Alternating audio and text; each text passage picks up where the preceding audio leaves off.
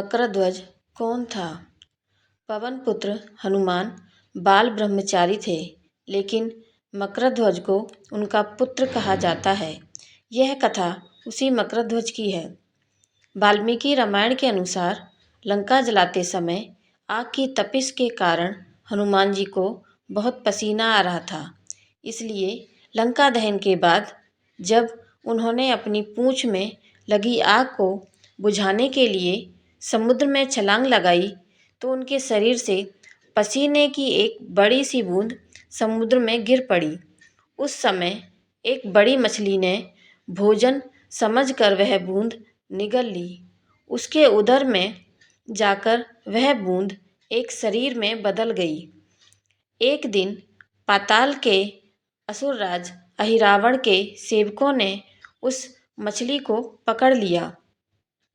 जब वे उसका पेट चीर रहे थे तो उसमें से वानर की आकृति का एक मनुष्य निकला। वे उसे अहिरावण के पास ले गए।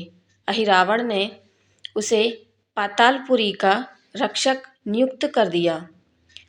यही वानर मकरध्वज हनुमान पुत्र के नाम से प्रसिद्ध हुआ।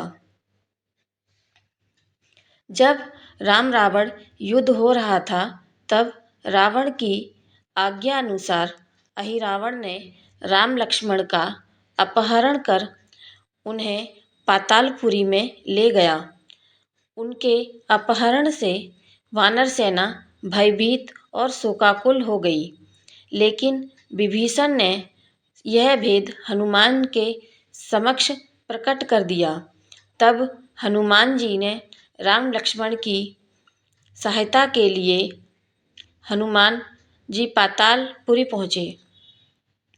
जब उन्होंने पाताल के द्वार पर एक वानर को देखा तो वे आश्चर्यचकित हो गए। उन्होंने मकरध्वज से उसका परिचय पूछा। मकरध्वज अपना परिचय देते हुए बोला, मैं हनुमान पुत्र मकरध्वज हूँ और पातालपुरी का द्वारपाल हूँ। मकरध्वज की बात सुनकर हनुमान जी क्रोधित होकर बोले, यह तुम क्या कह रहे हो? दुष्ट बालक, मैं बाल ब्रह्मचारी हूँ, फिर भला तुम मेरे पुत्र कैसे हो सकते हो? हनुमान का परिचय पाते ही मकरध्वज उनके चरणों में गिर पड़ा और उन्हें प्रणाम कर अपनी उत्पत्ति की कथा सुनाई। हनुमान जी ने भी मान लिया कि वह उनका ही पुत्र है, लेकिन यह कहकर कि वे अभी अपने श्री राम और लक्ष्मण को लेने आए हैं, जैसे कि द्वार की ओर बढ़े, वैसे ही मकरध्वज ने उनका मार्ग रोकते हुए बोला, पिताश्री, यह सत्य है कि मैं आपका पुत्र हूँ, लेकिन अभी मैं अपने स्वामी की सेवा में हूँ, इसलिए आप अंदर नहीं जा सकते। हनुमान जी ने मकरध्वज को अनेक प्रकार से समझाने का प्रयास किया, किंतु वह द्वार से नहीं हटा। तब दोनों में घोर युद्ध शुरू हो गया। देखते ही देखते हनुमान जी उसे अपने पूंछ में बांधकर पाताल में प्रवेश कर गए। हनुमान जी सीधे देवी मंदिर पहुँचे, जहाँ अहिरावण श्री राम लक्ष्मण की बलि देने वाला था। हनुमान जी को देखकर चामुंडा देवी पाताल लोक से प्रस्थान कर गईं।